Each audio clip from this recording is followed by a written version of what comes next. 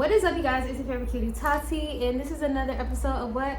Talking with Tati. So we're back again, and I just wanted to talk to you guys before I get my day started. So I went to the gym early today, and I washed my hair, so I'm wearing my robe so it can soak up some of this water so it doesn't get all over my clothes before I go to work. But today we're going to be talking about like time and like how important time is, how important it is to not let like these societal structures literally steal your life force and like basically make us slaves to the system, to work, to money even, like, and just really taking this time on earth to really live our best lives.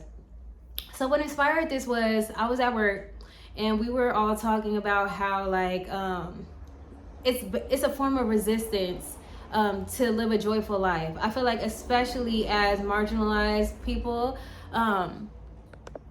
it's very important for us to take control of our narrative and our lives and decide that we're going to live great. Like, you know, we're going to travel, we're going to do the things, we're going to prioritize making whatever changes needs to be made so that we can enjoy this life. Because whatever you believe in, if there's a God out there, I really doubt that God put us on this earth to spend every single moment of our lives like at work and slaving away doing this, that, and the third. And this comes from a person who loves work. So I love going to work personally. I love making money and all these things. But at the same time, I recognize like as I grow wiser that it's also just equally and even more important to just have more time to be so that we connect with friends and family. And I feel like here in America, the culture is very much like work comes first and then everything else kind of comes after. I feel like the way that our economy is kind of makes us have to live that way. Like we have to kind of prioritize work and money over everything else. Like most of the people in America have like second, third side hustles. We're always trying to monetize our hobbies and things like that because there's a need to be financially stable so that we can live a decent life. But then it's just like, okay, so once we have the house, once we have the car, once we have the things, does that all even really matter if you don't have like people around you, a community around you that you can share it with? If you can't, you know, take a week off to debrief and to reflect on your life. And it's about getting off the hamster wheel as much as possible and being intentional about making those kinds of choices. I feel like learning about other countries and how they go about things has really changed what I think is possible. I feel like being raised in America, you kind of just think that everything is the way that it is and that's just how it is, right? But then when you look at other countries and how they treat their pregnant women and the mothers and how they get more time off and how they're able to, you know, spend time at home with their families without fear of losing their jobs, and how, you know, here in America is pretty much as soon as you get done popping out the baby, you get a couple weeks. Like you might get 6 weeks if you're lucky, if your job affords you that, because that's not a guarantee with every single job. If your job affords you to have any maternity leave at all, for real, like you're still getting right back up. Like your baby is only 6 weeks old. That's a month and 2 weeks. Like, you know what I'm saying? Like that's still very, very fast. And I feel like other countries just take family and just living life and just having time to enjoy yourself and, you know, just rest, having siestas and stuff like that. And it's just like, it makes me feel like one day I would love to live outside of this country. Or I just really hope that somehow, some way, with everything crumbling around us by the day, that it restructures when it's time to rebuild in a way that is just more loving towards people, more conducive to the families that they say that they want here. They want women to have kids, but yet stripping away all of, you know, the social safety nets that makes it possible for a lot of women to get by, just because there is a horrible culture of men getting women pregnant and not stepping up to the plate. Especially, it's just, I know too many women who have kids. It doesn't even matter necessarily if they're married, if they're engaged. Sometimes I just feel like there's a culture here of men thinking that their only responsibility is to show up financially, and that is just simply not enough, because doing labor, whether you're staying at home or, you know, just taking care of one kid, that in itself is a lot of work. And here in America, at this point, it's it's almost impossible at this point to just have like only one person working or one person bringing in one income, because the majority of people are not like the 1% or even close to it at this point with the way that things are going. So it's just like, we need men to show up and be fathers that are present, who are changing the diapers and, you know, tapping in at night when the baby's crying, and, you know, doing some domestic work, taking those house chores seriously, and not feeling like just because there's something swinging in your pants that you're too good to do normal house things and take care of the skills that everybody should have. Everybody should know how to do laundry. Everybody should know how to wash dishes. Everybody should know how to keep their space clean. Like, you know what I'm saying? These are just human skills. There's not a gender attached to having skills to take care of yourself.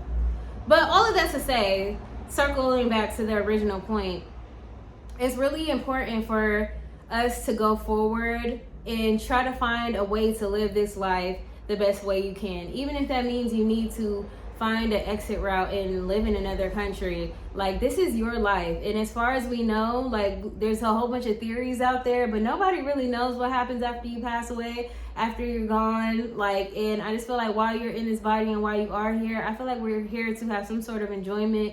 We're here to love. We're here to connect. We're here to have lives outside of creating a living for ourselves and keeping food on the table and shelter over our heads. It's very important.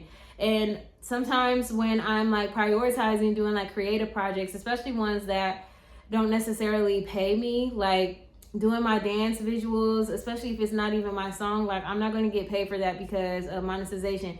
But also I know in my heart that part of my purpose is to dance and to share my love of dance with others, whether that means teaching, whether that just means like creating and then sharing on the internet so other people can enjoy.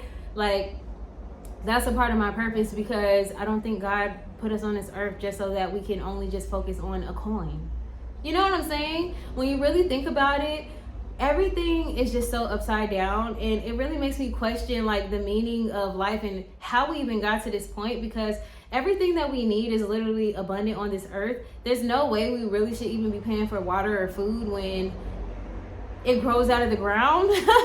Like, does anybody else think about that? Like, how problematic it is that we're charged for literally living, and we have no control over being birthed into this world, but yet the moment that we get here, people have plans for us and the work that we're going to do and all this stuff and stuff. And that's the true reason why that people care about the birth rates, because they're worried about their workforce and being able to do this and do that. And it's just crazy having to worry about these wars being started that the majority of people do not want. Like, I don't know, for me, I just don't see the point in all of this fighting. Literally, there's enough there's enough earth for all of us to be here. There's enough space for all of us to shine and enjoy. There's enough food on this earth for all of us to eat and be nourished. There's enough. So I just don't understand why we're fighting.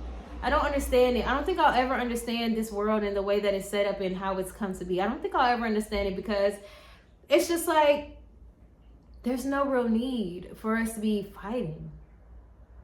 That's just like having like, it's like having, like, say there's 100 people, right? And then there's a table and there's 200 oranges. And each of us can get an orange. But instead of us all just be able to get one or two, there's one or two people out of that 100 that want to fight other people and take the majority so that there's scraps for everybody else. And you know what I'm saying? Like, so they can have the illusion that they're better than others or that they're superior to others because they have all this money and power, you know, to move things around. And it's just, I'm just sick of it. And honestly, I don't know what to do about it. Like, I know I do what I can and I resist in the ways that I feel like make sense for me and that I can, but I just feel like this world doesn't make sense. And I'm not really here to like come to a conclusion and have a video that is like, well, we should do this, we should do that, but more so just to get us to thinking, because I feel like collectively, if we all thought more in this kind of line of thinking, because there's more of us than the people that have the billions of dollars, we really could fight to change the way that this world is ran globally. But I don't know, I think that it's just going to take it's going to take all of us to be individual thinkers. It's going to take for us to switch into wanting to be more compassionate people who want to see people doing well. Because I feel like part of the struggle here in America right now is there's a group of people who really don't believe that, like, you know, if for some reason somebody isn't able to make a certain amount of money, that they're not allowed to eat. They're not allowed to have health care. They're not allowed to go to the doctor and make sure that they're okay. They're not allowed to make sure that their kids have food to eat. And that's very cruel in nature. And I just wonder what these people are getting out of it. Because you know what? A lot of the people who believe this and back this stuff up, especially like MAGA, the maggots, they're the ones who are struggling the most. It's literally proven that people who are like liberals and Democrats are usually the higher earners. And I feel like it has a lot to do with education and being able to thoroughly think things through.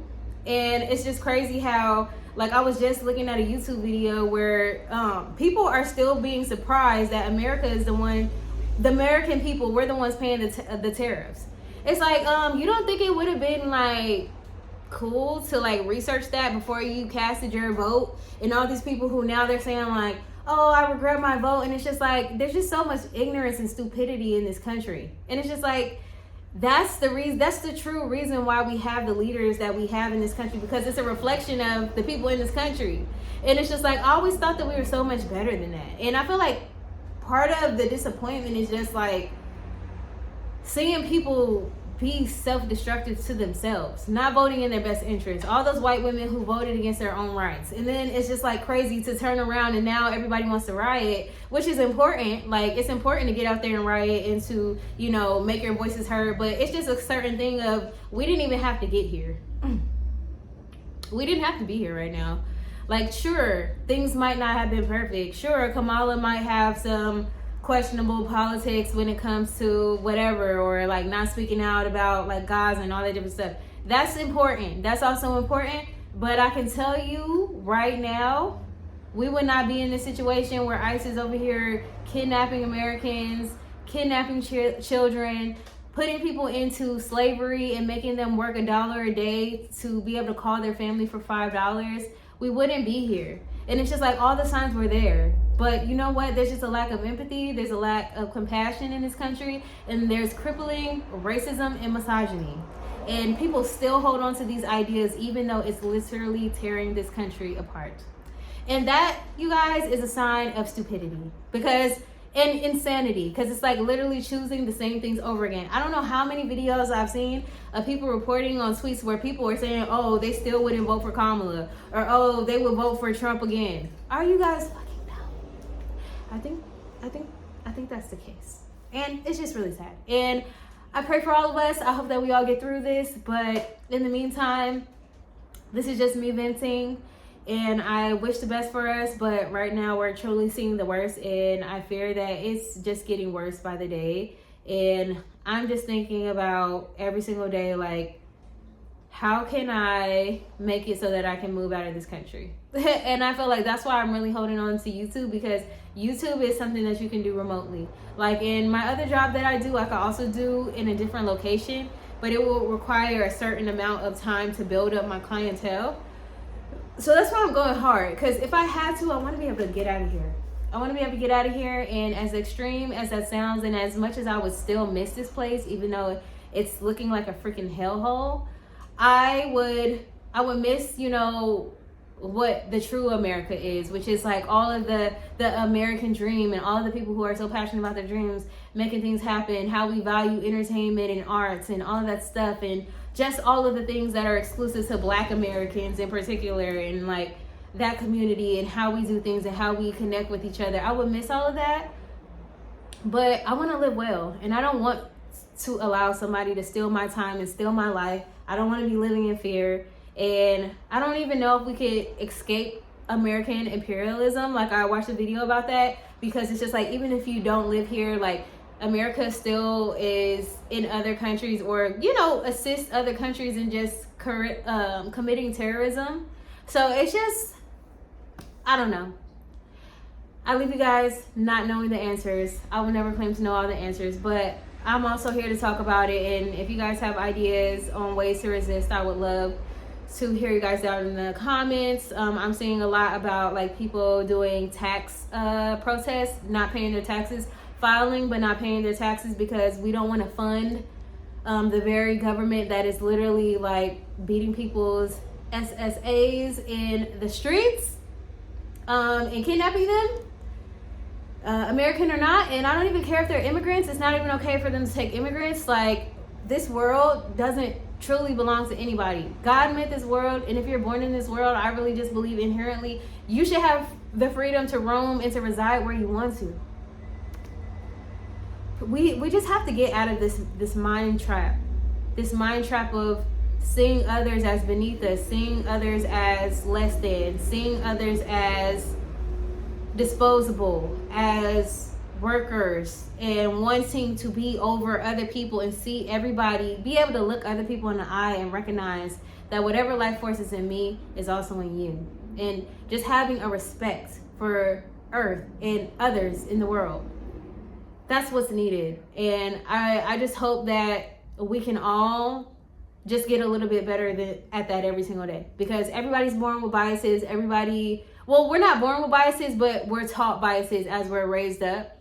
And I hope that we all can just unpack as we see the atrocities happening every single day and become kinder and more compassionate, and really just get rid of these insidious ideas and move towards a more loving world so that we can all enjoy life as it's intended to be lived. Okay? I love you guys so much. Please, if you enjoyed this video, like it. This helps you to get more videos that are like this, whether it's me or not, and it also supports the channel for free. And also hype the video if you like the video, if you like the ideas, if you like the things I'm talking about, and if you want to keep seeing me show up. It definitely encourages me seeing you guys watch and support in any way, whether that's in the comments and the likes and the shares, all of that. Okay, I will see you guys when I see you guys. Maybe tomorrow, probably tomorrow. It was just a super busy week. I was literally doing the absolute most, in a good ways too, because you guys will see what I've been working on come on the channel soon. But yeah, I think this week is a little bit more feasible, a couple of the days, to make sure that I keep showing up, and I want to do that for you guys. So love you guys. Besos, besos, besos.